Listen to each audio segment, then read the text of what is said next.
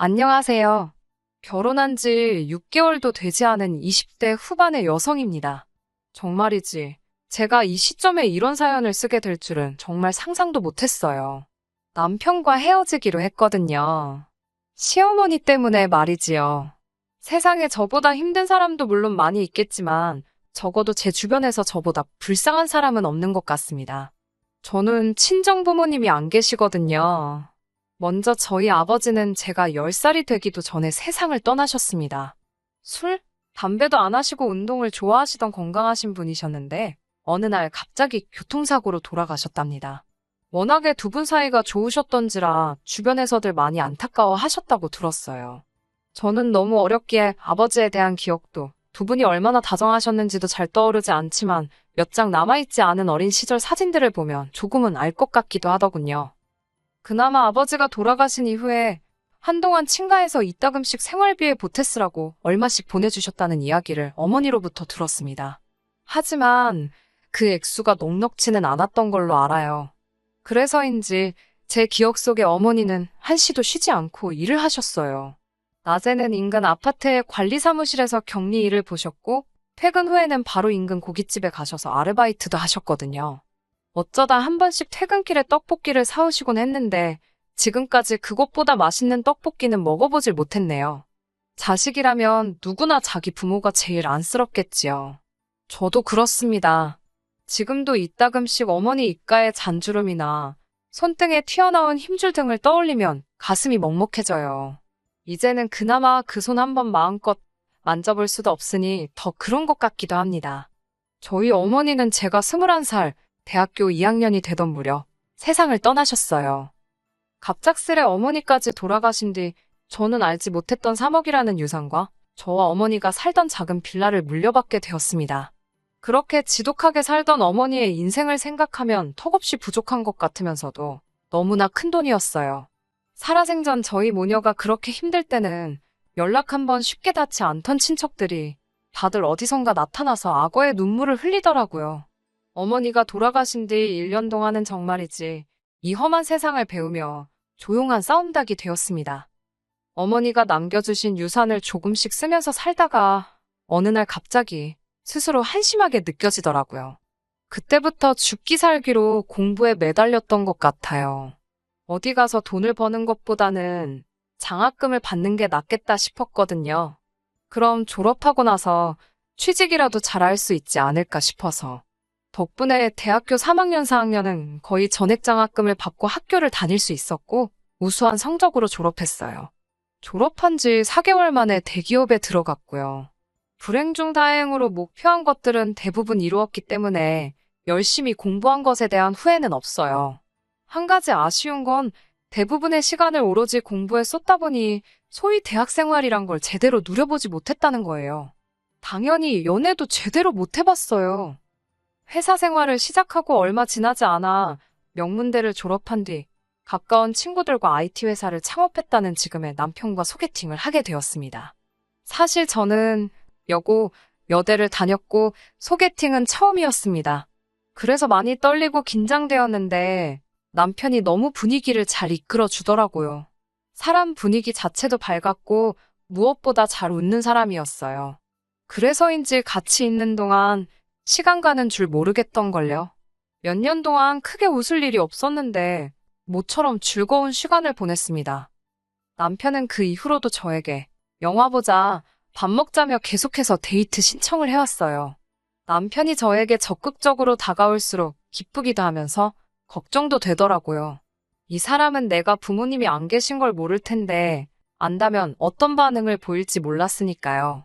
더 좋아지기 전에 말해야 한다는 생각이 들었지만 용기가 나질 않았어요. 그렇게 3개월 정도의 시간이 흘렀을 무렵 남편이 자기 부모님께 저를 소개하고 싶다더라고요. 비록 사귀자는 말은 없었지만 저를 여자친구라고 생각하고 있었나 봐요. 그제서야 저는 남편에게 사실대로 털어놓았습니다.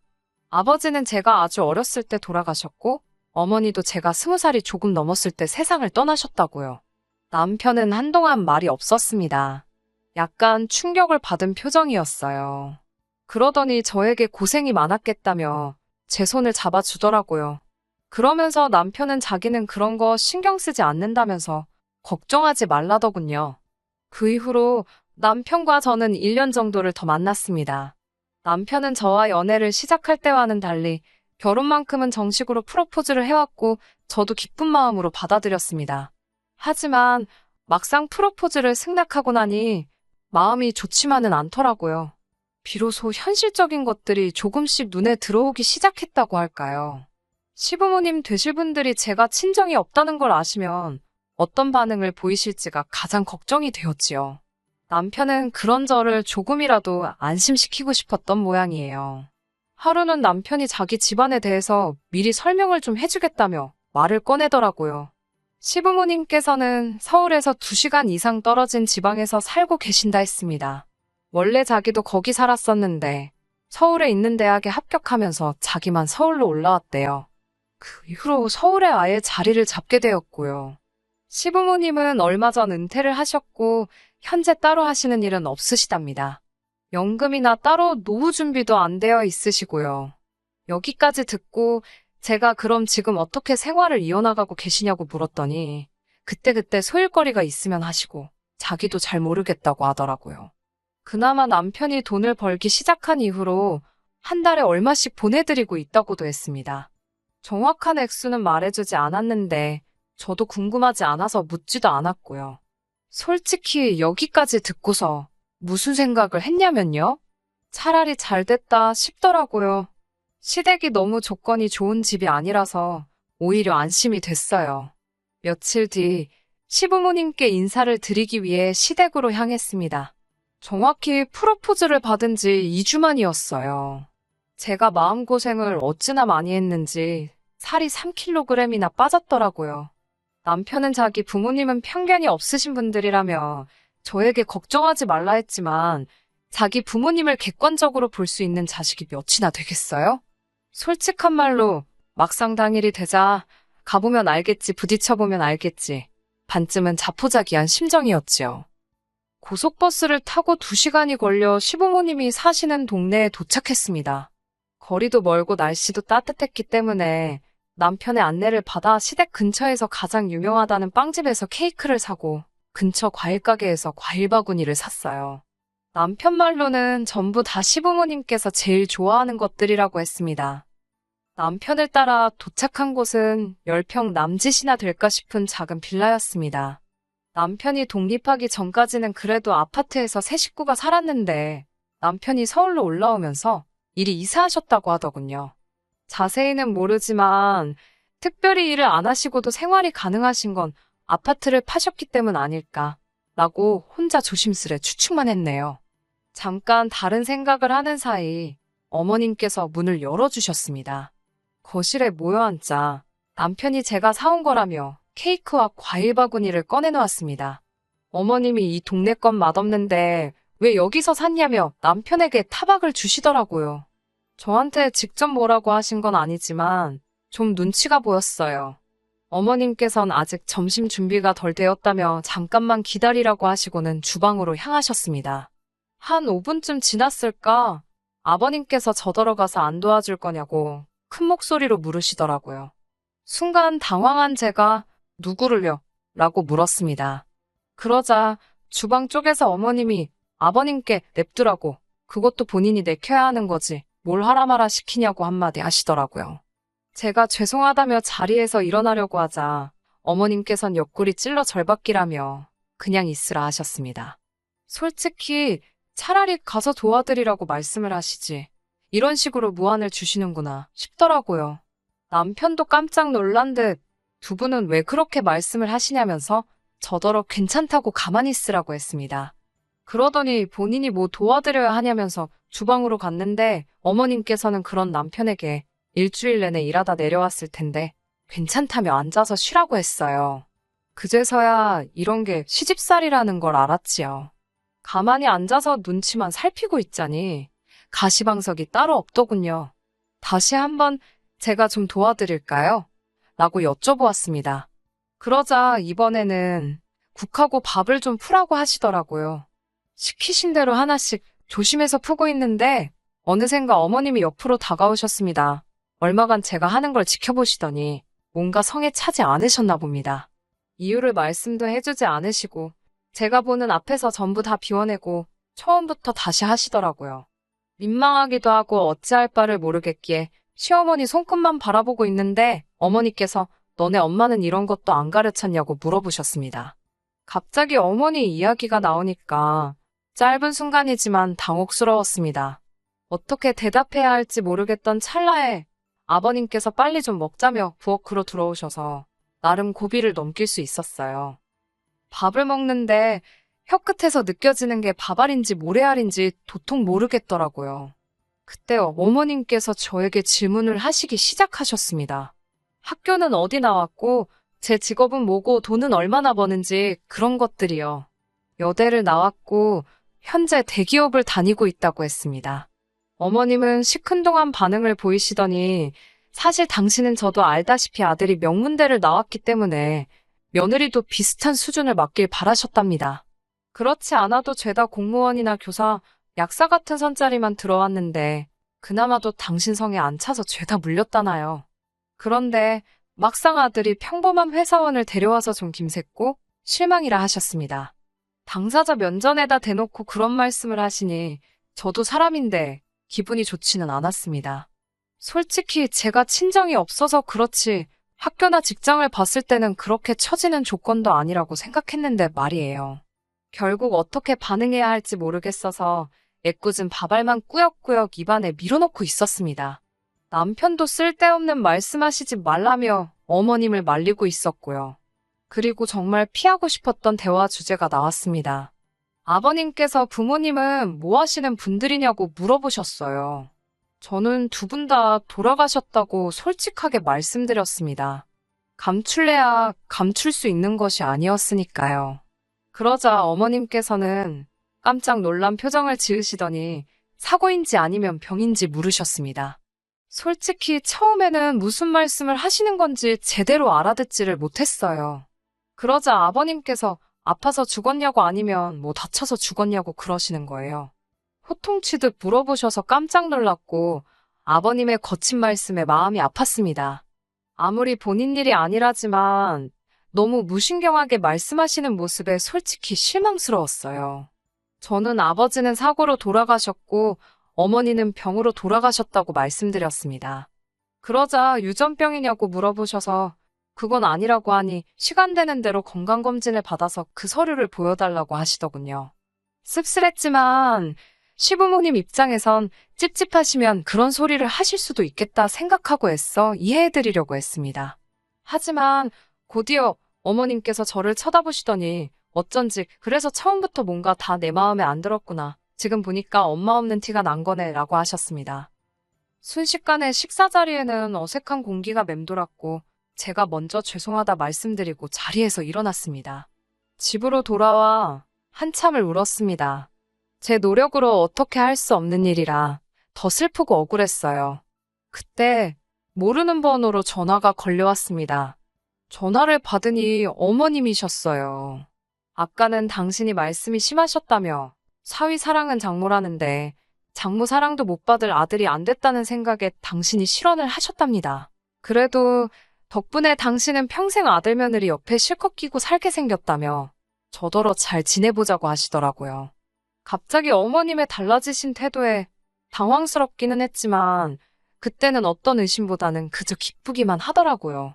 저는 어머님의 전화를 결혼의 허락으로 받아들였고 잘 부탁드린다고 말씀드렸습니다. 어머님께서는 저더러 그동안 고생 많았겠다며 앞으로 잘 지내보자 하셨고요. 그때만 해도 저는 두 분 다 말씀은 괄괄하게 하셔도 속은 따뜻한 분들이시구나 그렇게 생각했습니다. 제가 친정이 없으니 처음 시댁에 인사간 날이 상견례를 대신한 것이 되었습니다. 결혼식은 저를 배려한다는 이유로 가까운 친지들과 지인들만 불러서 올렸습니다. 그나마 얼마 들어온 축의금도 싹 걷어서 가져가시더라고요. 당신들이 뿌린 돈이 다시 들어온 거라는 이유로요. 정작 하객들 대부분은 남편 때문에 온 사람들이었지만요. 하지만 크게 개의치 않았습니다. 애시당초 남편과 결혼을 약속할 때 시부모님이 가지신 게 많이 없다는 걸 알고 있었으니까요. 결혼식까지 올리고도 결국 제가 남편과 헤어질 결심을 하게 된 이유는 바로 집 문제 때문입니다. 제가 남편과 결혼을 약속했을 당시 저는 남편에게 제 재산을 투명하게 공개했습니다. 바보 같다고 생각하실 수도 있지만 제가 친정이 없어서 자격지심이 있었는지 그래도 내가 돈은 좀 있다고 어필을 하고 싶었나 봐요. 지금이라면 안 그랬을 텐데 그때는 또 지금보다는 어리기도 했고 순진했었어요. 반면에 남편은 창업을 한지 얼마 안 돼서 돈이 많이 없기는 했습니다. 그래도 수익이 나고 있었고 전망이 밝았으니까 결혼을 약속한 거예요. 물론 시댁에서 도움을 받을 거라는 기대는 조금도 없었습니다. 원래는 결혼식을 올리기 전에 어떻게든 집을 먼저 구하고 싶었는데 매물이 워낙 없어서 결국 결혼식을 먼저 올려야만 했어요. 다행히 인터넷에 보니까 3개월에서 6개월짜리 단기 오피스텔 월세도 있더라고요. 그래서 일단은 단기 월세로 살면서 시간적 여유를 갖고 집을 구하자고 했습니다. 그러면 남편도 그 사이에 돈을 좀 더 모을 수도 있고 여러모로 저희 둘한테 유리하겠다 싶었고요. 하지만 어머님께서는 저에게 왜 친정어머니가 물려주신 유산으로 집을 사면 되는 걸 괜히 쓸데없이 월세에 돈을 낭비하냐며 걸핏하면 전화를 거셔서는 화를 내셨습니다. 제가 회사에서 일하고 있을 시간인 걸 뻔히 아시면서도 시도 때도 없이 그러시더라고요. 몇 번 당하고 난 뒤에는 솔직히 어머님 번호만 봐도 심장이 두근거리고 토할 것 같은 기분이 들기 시작했어요. 그래서 일부러 전화를 안 받기도 했네요. 그러자 한 번은 아버님께서 그러다 네 시부모 죽었다는 소식도 다음날 들을 거냐며 한 소리 하시더라고요. 이때는 정말 야속하단 생각이 들었습니다. 남편이 저 대신 아버님한테 무슨 말씀을 그렇게 하시냐고 한 소리 하니까 아버님은 그냥 별뜻 없이 하신 말씀이라더군요. 아무튼 어머님께선 자꾸만 저더러 일단 친정어머니가 주신 돈으로 집을 사라고 하셨습니다. 너네 엄마가 이럴 때 쓰라고 물려줬겠지. 어디다 쓰라고 물려줬겠냐면서요. 결국 어머님 등살에 못 이겨 친정어머니의 유산과 빌라를 판 돈까지 합쳐 서울에 있는 아파트를 샀습니다. 시부모님께서는 부부가 살 집이니까 공동명의를 해야 한다고 성하셨어요. 전 내키지 않았지만 시부모님 등살에 어쩔 수 없이 그렇게 하기로 했고요. 그런데 지금 생각해보면 하늘에 계신 부모님이 절 도와주신 것 같습니다. 아파트 계약날 남편에게 갑자기 일이 생겨서 못 올 것 같다며 연락이 왔어요. 아파트를 팔기로 한 사람은 제가 아니어도 사려고 하는 사람이 많다면서 완전 배째라는 식이었고요. 그래서 일단은 제 단독 명의로 아파트를 사야만 했습니다. 그때만 해도 남편이나 저나 이렇게 헤어지게 될 줄 몰랐기 때문에 단순히 나중에 시간 될 때 공동 명의로 바꾸면 되겠지라고 생각했어요. 지은 지 얼마 되지 않은 아파트였기 때문에 간단히 도배와 마루 정도만 교체한 뒤 이사를 했습니다. 그런데 이사하고 일주일쯤 지난 주말 아침 시부모님께서 양손 가득 짐을 싸들고 오셨더라고요. 남편은 당혹스러운 표정으로 현관에서 시부모님과 대치 중이었습니다. 저는 들은 바는 없었지만 그래도 시부모님을 현관에 서 계시게 할 수는 없었기에 일단 들어오시라 했습니다. 매실차를 내어드리고 무슨 일로 오셨는지 여쭤보았어요. 그러자 두 분께서는 나이가 드니 몸도 여기저기 안 아픈 곳이 없다면서 당분간 여기 지내시면서 아들 며느리한테 대우 좀 받으셔야겠다고 하셨습니다. 생각지도 못한 시부모님의 말씀에 당혹스러웠지만 그렇다고 먼 길 올라오신 두 분을 바로 돌려보낼 수도 없는 노릇이었지요. 일단 기왕 올라오셨으니 한 일주일 쉬고 가시라 했습니다. 그런데 그날 오후부터 어머님께서는 잘난 당신 아들이 서울에 집을 마련했다며 지인들에게 전화를 돌리기 시작하셨습니다. 그뿐 아니라 집들이를 한다며 몇몇 분들은 초대도 하셨고요. 저에게 오라고 했다가 못 오게 하면 당신 체면이 서질 않으니 손님들이 오는 날은 회사에 휴가를 내던 어떻게 해서라도 손님 맞을 준비를 하라고 하셨습니다. 그제서야 뭔가 단단히 잘못되어 가고 있다는 생각이 들었어요. 결국 고심 끝에 어머님께 이번 한 번은 제가 어머님 체면도 있고 아니 손님들이 오실 때 자리를 피해드리겠다 했습니다. 하지만 여기는 저희 둘이 사는 집인 만큼 앞으로는 꼭 연락하고 오시고 마음대로 어머님 손님이든 아버님 손님이든 부르지 마시라고 말씀드렸어요. 그러자 시부모님 두 분 다 당신들이 아들 집 오겠다는데 왜 며느리 허락이 필요한 거냐며 네가 뭔데 와도 된다 만다를 따지냐고 호통을 치셨습니다. 전 순간 이 두 분이 무슨 기억 상실이라도 걸리셨나 싶었습니다. 이 집을 제 돈으로 샀다는 걸 그새 까먹기라도 하신 건가 싶었거든요. 그게 까먹어질 일인가 싶었고요. 아버님은 한술 더 떠서는 저는 부모가 없는데 남편은 시부모님이 계시니까 그게 셈이 나서 제가 부모 자식 연을 끊게 하려고 지금 이러는 거랍니다. 도대체 무슨 말씀을 하시는 건지 이해가 되질 않더라고요. 그래도 만약 예전처럼 남편이 변함없이 부모님 앞에서 제 편이 되어주고 제 입장을 대변해 주려고 노력했다면 설령 그 효과가 아주 작고 미비했을지라도 저는 참고 살았을 거예요. 하지만 다 잡은 물고기라고 생각해서였을까요? 남편의 태도는 결혼 전과는 너무 많이 달라져 있었습니다. 남편은 저에게 그거 집 사는데 돈 좀 보탰다고 나이 드신 시부모님한테 너무 드세게 군다면서 질린다고 하더라고요. 결혼한 지 겨우 6개월이었고 누가 봐도 시부모님이 저에게 무례한 말을 퍼붓고 계셨는데 남편에게 질린다는 소리나 듣고 있자니 이렇게 사는 게 맞나 싶었습니다. 그리고 아버님의 마지막 한마디가 제가 결정을 내리게 만드셨지요. 아버님께서는 저더러 친정이 없어서 찍소리도 못하고 고분고분할 줄 알았더니 그런 맛도 하나 없다면서 당신들 말 안 듣고 이 집 안 샀으면 며느리 안 시켜주고 절 내쫓으려고 하셨답니다. 이런 모욕적인 언사를 듣고 있으니 정신이 확 들더라고요. 마치 제가 친정어머니가 남겨주신 유산을 가지고 이 집에 팔려오다시피 시집을 온 것 같았고 갑자기 이 결혼 생활이 치욕스럽게 느껴졌습니다. 제가 왜 그동안 시부모님의 막말을 참았던 걸까요? 아버님이 저한테 막말을 하신 것처럼 저도 똑같이 돌려드렸습니다. 저도 남편 전망 좋고 잘난 남자인 줄 알고 결혼했는데 지금 보니까 별 볼 일 없어서 너무 후회된다고요. 어머님, 아버님이나 저나 서로 손해보는 장사한 것 같은데 서로 물리자고요. 그러자 어머님께서는 그러면 이 아파트 공동명이니까 팔아서 반 주고 헤어지랍니다. 이 말을 듣고 전 정말 어이가 없었어요. 그런데 남편은 저한테만 못하는 소리가 없다면서 지금 당장 시부모님한테 사과하랍니다.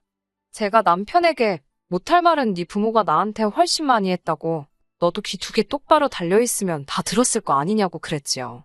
귀는 폼으로 달고 다니냐고요. 이런 제 모습을 처음 본 남편이 충격을 받은 듯 했지만 전 개의치 않고 어머님께도 한마디 했습니다. 어머님도 양심 좀 챙기시라고요.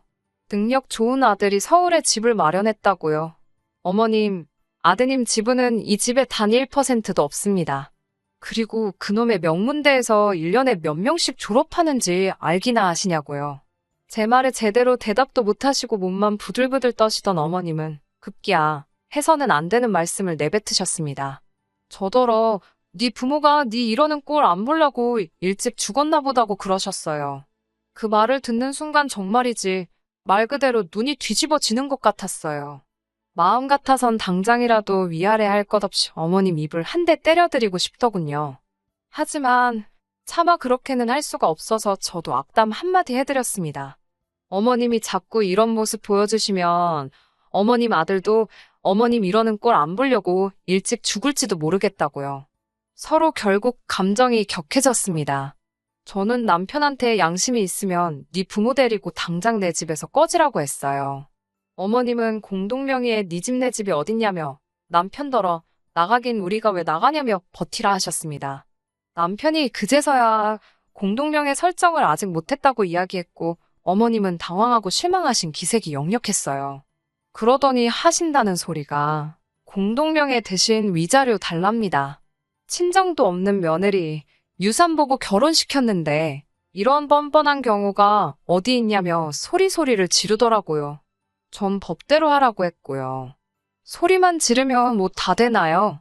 결국 제 생각대로 애시당초 유산으로 받은 재산인데다가 혼인신고도 되어 있지 않았기에 남편 몫으로 돌아갈 건 단 1원도 없었습니다. 게다가 그 짧은 기간 동안 부동산 시장이 엄청 활발했던 터라 제가 사놓은 아파트가 그새 가격도 제법 올랐더라고요. 저희 시어머니는 나중에는 얼마나 마음이 급해서 그런 건지 그게 다 자기 덕이라며 집값이 상승한 부분만큼은 자기에게 줘야 된다는 말도 안 되는 억지를 쓰셨지만 당연히 효과는 없었지요. 결국 그로부터 얼마 지나지 않아 저와 남편은 헤어졌습니다. 그나마 불행 중 다행으로 서류 한 장 얽힌 게 없었기에 모든 것이 워낙에 수월하게 정리되었습니다. 돌이켜 생각해보면 결정적인 순간마다 번번이 하늘에 계신 부모님이 저를 지켜주셨던 것 같아요. 지금은 남편이 밉고 그런 감정은 남아있지 않습니다. 그저 가끔씩 나에게도 고민을 털어놓거나 아프다고 투정을 부릴 수 있는 친정이 있다면 얼마나 좋을까 싶어요. 다시 혼자가 되어버렸다고 생각하니 씁쓸하긴 하네요. 하지만 하늘에서 절 지켜보고 계실 부모님을 위해서 다시 한번 기운내 열심히 살아보려고요. 끝까지 들어주셔서 감사합니다. 오늘의 사연은 여기까지입니다. 구독과 좋아요, 알람 설정 부탁드리고 더 좋은 사연으로 다시 찾아뵙겠습니다. 감사합니다.